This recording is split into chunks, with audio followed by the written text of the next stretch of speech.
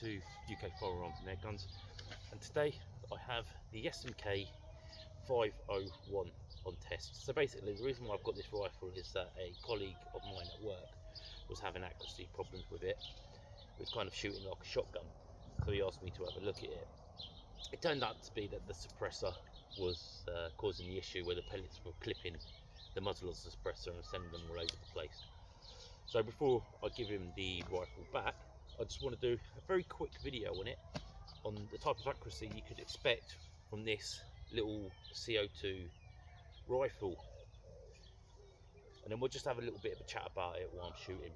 But to start things off, the price of this rifle is around about £150, so it's not too much money. It's a budget air rifle. It's a CO2. You can get them both in 177 or 22, and they take these CO2 capsules. It takes two of them. So if you're familiar with the TH78D or the QB78 or the Umarex Fusing, which I believe is basically this rifle but with Umarex stamped on it, it takes the CO2 bulbs the same way as those basically. So what we're going to do is just load them up. I ain't got no opens in. So what you want to do, just put a little bit of silicone oil on your CO2 bulbs. This helps with the seals inside the rifle. And then how it goes in is, the first one, the neck of the bottle goes facing down towards the butt of the rifle, and then the second one goes up, the neck facing up towards the muzzle of the rifle, and then you just screw it up. So as you can see here on this rifle, this does have a suppressor attachment on the end of the muzzle. This is not standard to the rifle, this is an aftermarket part. Probably why the suppressor wasn't fitting properly.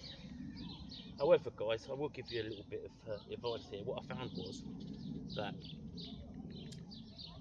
if you didn't tighten the suppressor all the way down, basically just tighten it up to where the threads end here, then it was alright. So basically what the mate needs to do is he just needs to get some washers to put in there just to keep the gap there when he tightens it up, and it should be fine with the suppressor. I hope that makes sense. So this is a single shot rifle, it's not a magazine, and it's very light as well. It only weighs around about 2.5 kilograms, which is very light. Let me just fire off the action a couple of times. It's just to make sure the CO2 is circulating properly inside the rifle. And this rifle does have an automatic safety. The pellets I'll be using today is the only 177 pellets I've got. Is the Super H-Point RWF pellets. So unfortunately I don't have any other pellets to test with this rifle. And all we're going to do is shoot at 25 metres, shoot a couple of still targets, and then do 2 5-round groupings.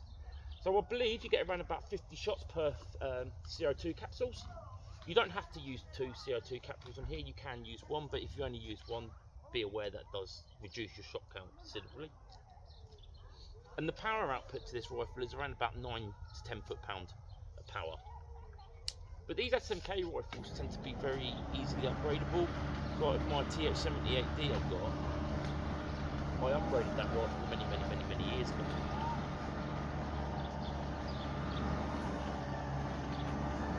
So what I'm going to do is, at the moment, is I'm just going to aim at the little spinner targets. See if I can get this. Sorry about the lawnmower, guys. So the bolt itself is very positive. I quite like this bolt, it's a very nice bolt.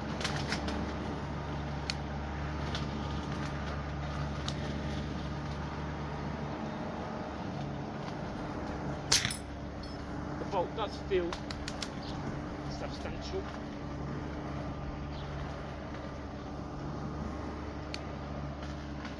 And it's not like the TH78D or the QB78 where it puts a bit of effort when you're putting the pellet into the breech. It's nice and smooth.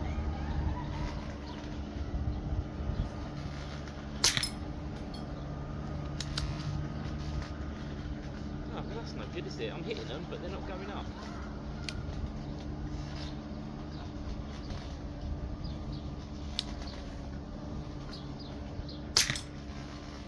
reason why I'm hitting these is just to give you a bit of an indication of what type of size targets you can hit at 25 metres.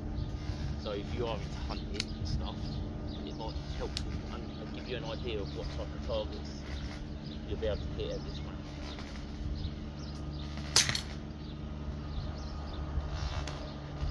Well, as you can see there, I did hit all the spinners. I'm just going to aim up the vent now. I'll go up there.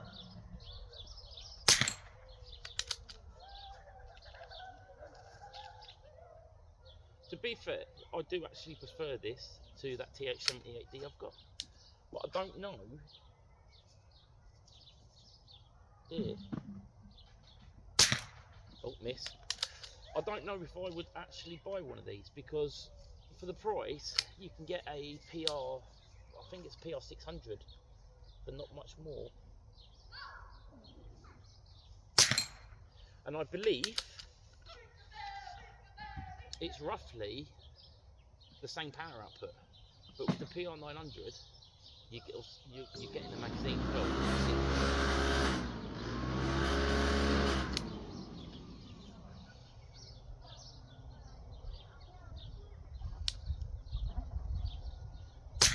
I really do not like automatic safeties either. They drive me around the twist.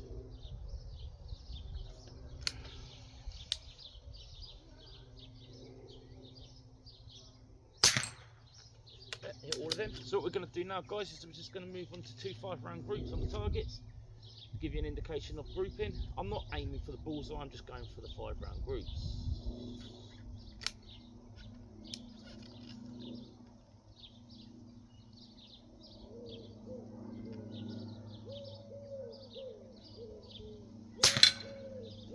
So, yeah, I mean, it's not a bad rifle. The stock's alright. The stock's quite nice wooden stock. It does feel quite nice. I think it's some form of beech.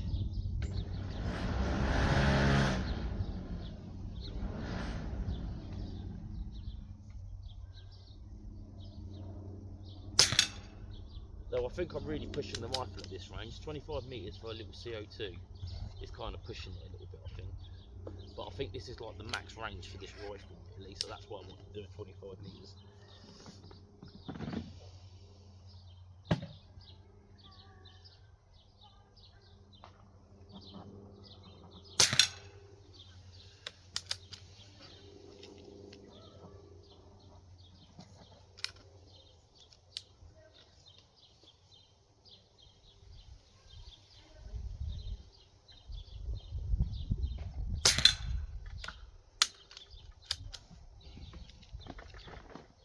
So yeah, it's not bad. Not bad for how much it costs, £150. Not bad at all.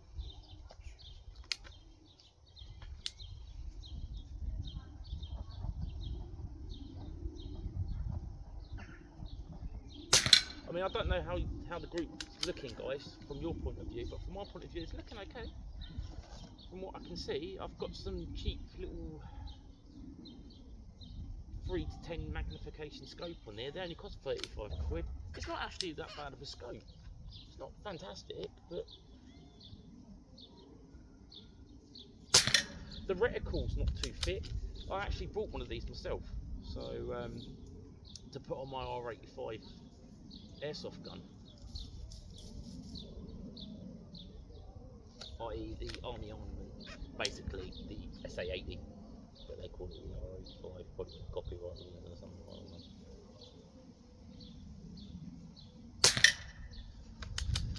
Yeah, so we're doing quite a bit of shooting today. We're on the ranges for work some morning, and I thought, do you know what? I'll do a little bit of air rifle shooting as well.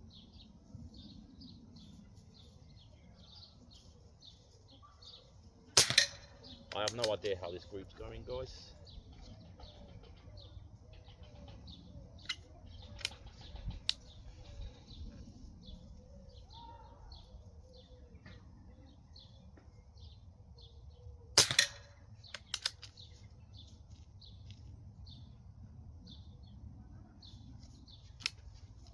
And last round.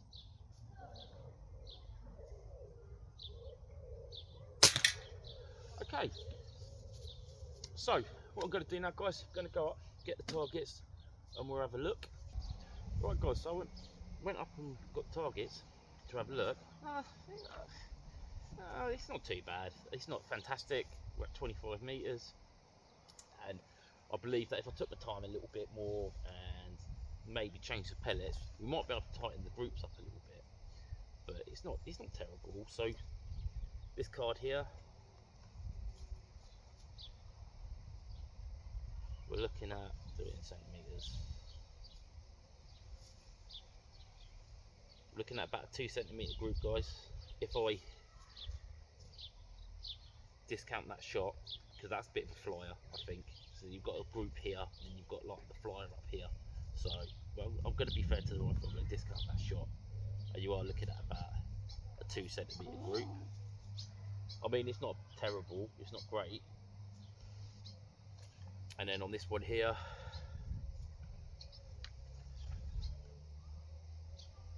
we're looking at about a centimetre and a half. Centimetre and a half group there for that 4 rounds there. And if I include that round, we're looking at just over 2 centimetres, but it's probably a flyer, to be honest with you. So if we get rid of that, we're looking at about a centimetre group, centimetre and a half group for 25 metres. But I do believe if I got some different pellets, probably took the time, the rifle would probably group a little bit better than that. I wouldn't say it'd be much better than that, but it probably would group a little bit better. And as you can see there, when I was shooting, you could quite clearly see I was hitting the small little spinners and the little like silhouette targets at 25 metres, not a problem. So that should really kind of give you an indication, hopefully, of what type of targets you can hit with this rifle at 25 metres. I don't hunt, but I believe it's well within the size of a rabbit's head.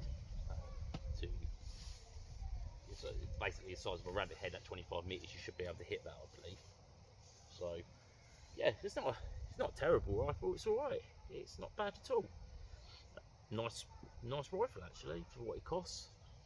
£150. You can't really go wrong with that, can you? Bolt action. Nice wooden stock. Nice and light. It's very pointable, so it is quite pointable. It's not bad at all. It is actually a fairly decent rifle. To be honest with you, I do prefer this over my TH70D that I've got. I don't know why, I just do. And I think the bolt's a lot nicer as well, to be honest with you, over the TH78D.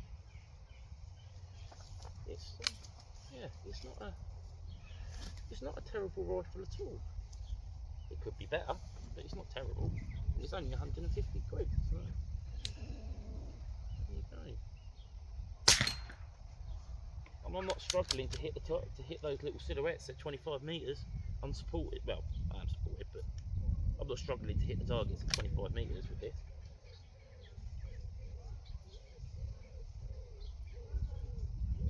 That automatic safety. Yeah. I don't know if you can hear me hitting that silhouette, but